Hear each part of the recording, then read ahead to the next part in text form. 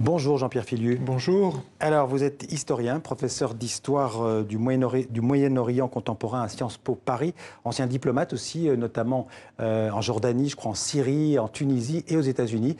Vous avez écrit une vingtaine de livres, presque tous consacrés au Moyen-Orient, d'hier et d'aujourd'hui. Votre dernier livre, donc, qui vient de sortir, va sans doute susciter pas mal de réactions. Son titre, je le rappelle, Main basse sur Israël, Netanyahou et la fin du rêve sioniste. C'est aux éditions La Découverte. Alors, ces livres que vous aviez consacrés, les derniers livres, c'était plutôt à la Syrie, aux révolutions du monde arabe. Pourquoi aujourd'hui ce livre sur Netanyahou ? D'abord, je suis fasciné par l'histoire d'Israël en général et l'histoire du mouvement sioniste. Et Netanyahou est un personnage fascinant, que je prends profondément au sérieux, alors que souvent ses opposants le jugent un peu comme on a fait trop longtemps pour Trump, grossier, incontrôlable, sous-estimé, en fait. Et le sous-estimé. Or, je le considère comme un refondateur d'Israël. Il y a le fondateur, Ben Gurion, et lui-même aujourd'hui. Et au départ de ce livre, vous expliquez cette scène en octobre 2015. Netanyahou fait une déclaration assez énorme. Il insinue que le grand moufti de Jérusalem a encouragé Hitler en 1941 à brûler, à exterminer donc les Juifs. Sous-entendu, dans la bouche, j'imagine, dans l'esprit de Netanyahou, les Palestiniens seraient les co-inventeurs, on peut dire, de la solution finale. Oui, il l'a affirmé devant le congrès sioniste réuni à Jérusalem, donc en octobre 2015, à la veille d'un déplacement en Allemagne. Donc il y avait évidemment une provocation à l'égard d'Angela Merkel qui a immédiatement rétabli la vérité historique, qui est que Hitler n'avait besoin d'aucun conseil, d'aucune suggestion pour lancer la machine de mort de l'Holocauste. Alors moi, comme citoyen, mais aussi comme historien, j'ai été profondément choqué par ce mensonge. Vous dites que c'est un mensonge, vous dites un mensonge d'État, je vous cite, prononcé par Netanyahou. Oui, alors là encore, mes formulations sont bien faibles par rapport à celles des Israéliens, et notamment celles de mes collègues historiens de Yad Vashem, le mémorial consacré à la Shoah à Jérusalem. Et je citerai juste l'ancien ambassadeur d'Israël à Paris, Eli Barnavi, lui aussi historien, qui avait accusé Netanyahou à cette époque de prostituer la Shoah, je cite, entre guillemets. Vous y allez fort parce que dans le livre, vous écrivez par exemple que Benjamin Netanyahou est toujours très en verve pour nazifier les Palestiniens. Oui, effectivement, mais il n'y a pas que les Palestiniens. Il faut rappeler, même si Netanyahou n'était pas directement responsable, qu'Yitzhak Rabin, Premier ministre d'Israël, l'homme des accords de paix avec les Palestiniens, était caricaturé en officier SS dans des meetings où Netanyahou intervenait avec beaucoup de violence, et cela quelques semaines avant son assassinat à Tel Aviv. Alors justement, vous parlez d'Yitzhak Rabin et vous présentez Benjamin Netanyahou comme l'anti-Rabin dans votre livre. Pourquoi l'anti-Rabin ? D'abord, Netanyahou a servi au sein des forces spéciales. Il a d'ailleurs été un combattant d'élite pendant 5 ans, jusqu'en 1972, mais il abandonne la carrière militaire pour aller étudier aux États-Unis. C'est assez symptomatique, alors que Rabin, lui, a franchi depuis d'ailleurs les premiers combats d'avant l'État d'Israël jusqu'au sommet, comme chef d'état-major, ministre de la Défense, Premier ministre. Il a été le soldat de toutes les guerres, de toutes les victoires d'Israël, et surtout en 67. Et Netanyahou, qui n'a pas du tout ce bagage militaire, prétend qu'il peut garantir mieux la sécurité d'Israël que Rabin, qui a signé la paix avec les Palestiniens.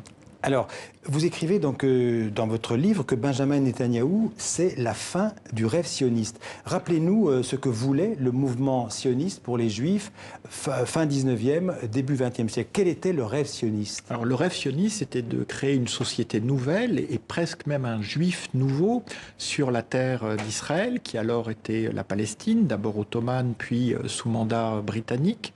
Et c'était une utopie que les pères fondateurs, donc on connaît l'institution du kibboutz, qu'en était devenu le symbole, et les pères fondateurs étaient très largement d'inspiration travailliste, progressiste, voire marxiste. Donc on peut dire que c'était une sorte d'utopie de gauche. Ah, tout à fait.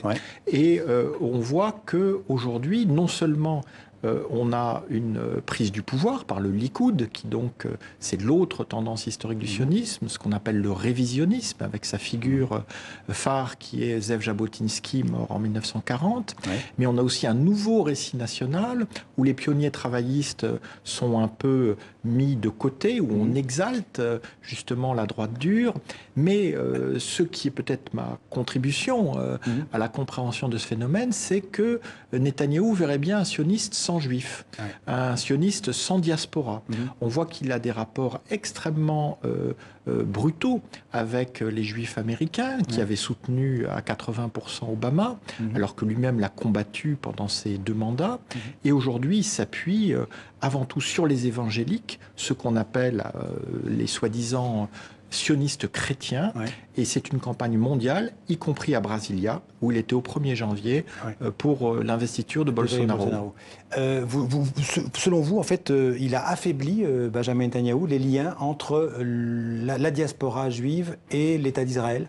Oui, alors j'ai un chapitre qui s'appelle « Une diaspora à la carte ». En fait, il convoque les juifs de la diaspora quand il a besoin de soutien, si possible inconditionnel, et il les exclut lorsque ceux-ci veulent participer à la définition de la politique de l'État. Il faut savoir que l'agence juive c'est tout à fait unique, en juin dernier, donc représentatif de la diaspora, de l'immigration en Israël, ce qu'on appelle l'Alia, nommé à sa tête le chef de l'opposition à Netanyahou, le travailliste Yitzhak Herzog. Alors, vous citiez tout à l'heure le nom de Zev Jabotinsky. C'était un opposant, c'était un minoritaire au sein du mouvement sioniste. Est-ce qu'on peut dire que Netanyahou est aujourd'hui, d'une certaine manière, l'héritier de Jabotinsky ? L'héritier et, si j'ose dire, l'exécuteur testamentaire, celui qui permet aux thèses de Jabotinsky, longtemps très minoritaires, de dominer la société israélienne, à la fois dans la vision du monde et du Moyen-Orient, une vision profondément pessimiste, où la paix est en fait impossible, où il y aura une guerre perpétuelle, donc il faut entretenir le rapport de force, mais aussi sur le plan économique. Jabotinsky était très libéral économiquement, et il faut savoir que Netanyahou a contribué au démantèlement des syndicats et de grandes entreprises publiques en Israël. Alors justement, vous dites, c'est le titre de votre livre, que Netanyahou a fait main basse sur Israël. C'est un terme très fort. Hein.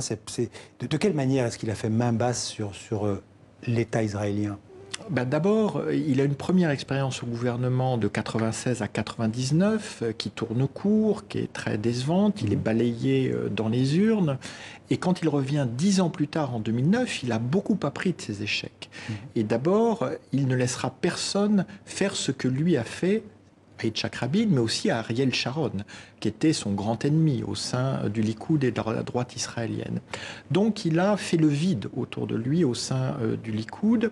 Et puis il y a eu un phénomène littéralement d'appropriation, appropriation des cérémonies du 70e anniversaire d'Israël au printemps dernier, où il s'est mis en scène alors que on ne doit jamais oublier que le cœur de la souveraineté populaire en Israël, c'est la Knesset, c'est le Parlement, c'est une démocratie parlementaire, et la personnalisation autour de Netanyahou, eh bien, elle va à l'encontre de l'esprit de ces institutions. Alors, on sait qu'il est très proche de Trump, mais il est proche de la droite américaine bien avant l'arrivée de Trump au pouvoir. Oui, et justement, dans ce processus de main basse, il y a la dimension financière qui est capitale.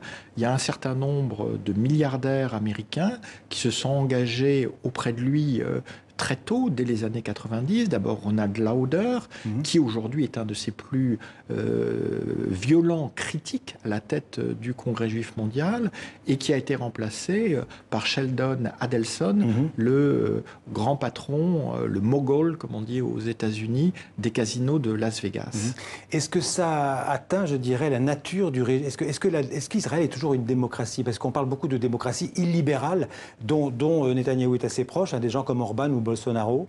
Est-ce qu'Israël est toujours une démocratie, selon vous ? Israël est évidemment une démocratie. Elle va encore le prouver aux élections qui sont loin d'être jouées le 9 avril prochain. Mais la tendance illibérale qu'on a vue en Hongrie, qu'on verra malheureusement sans doute au Brésil, elle est claire. C'est-à-dire qu'on a un leader qui dit « le peuple a voté pour moi, ceci clôt tous les débats. Et vous, la Cour suprême, vous, la presse, vous, les syndicats, vous, la justice, vous, la police, vous n'avez rien à dire parce que j'ai été élu. » Alors justement, il y a des élections, vous venez de le dire, il va y avoir des élections anticipées le 9 avril, une date fixée par Netanyahou lui-même. La justice, il y a 3 enquêtes pour corruption contre Benjamin Netanyahou. Est-ce que la justice pourrait menacer la suite de sa carrière et d'abord sa victoire électorale du 9 avril? Non seulement la suite de sa carrière, mais sa liberté. Il faut savoir que le prédécesseur de Netanyahou a fait 18 mois de prison ferme pour des affaires qui étaient bien moins graves que les 3 affaires de corruption pour lesquelles la police israélienne a d'ores et déjà recommandé la mise en examen du Premier ministre. Donc c'est tout à fait inédit. Et là aussi, c'est une main basse. On voit comment il prend en otage la démocratie israélienne pour, au fond, s'accorder l'immunité dans ces affaires. Et aujourd'hui, la grande question, c'est de savoir si le procureur général va décider la mise en examen avant les élections, ce qui pourrait avoir un impact tout à fait inattendu sur le verdict des urnes, car même ses partisans, les électeurs du Likoud, souhaitent en avoir le cœur net. Est-il corrompu ou pas? Il y a une majorité d'Israéliens qui veut que la justice se prononce avant les élections. Une écrasante majorité. Ouais. Alors ceci dit, l'opposition, elle est très faible aujourd'hui, très divisée, ou faible parce que divisée. Mais là encore, nous sommes dans un régime parlementaire. Tout gouvernement, y compris le gouvernement actuel, est un gouvernement de coalition. Donc ce qui pourrait émerger, personne ne le sait parce que ça dépendra de justement l'éventail de partis et des scores des uns ou des autres. Sans doute Netanyahou arrivera en tête avec le Likoud, mais il n'est pas du tout certain que même arrivé en tête et à supposer qu'il ne soit pas mis en examen, il puisse former un gouvernement qui aurait une majorité à la Knesset. Dernière question, on peut dire que, je disais près de 13 ans au pouvoir à Benjamin Netanyahou, peut-être plus longtemps encore, il a d'ores et déjà marqué l'histoire d'Israël. C'est clair, il y a le fondateur, David Ben Gourion, et le refondateur, Benjamin Netanyahou. C'est pourquoi j'ai jugé nécessaire, pour éclairer le débat, à la veille de ces échéances capitales, de lui consacrer cette réflexion historique. Merci beaucoup Jean-Pierre Philu, un livre effectivement qui provoquera sûrement le débat, qui vient de sortir. Merci d'être venu en parler sur TV5 Monde. Je rappelle le titre de ce livre, Main basse sur Israël, Netanyahou et la fin du rêve sioniste. C'est aux éditions La Découverte. Merci.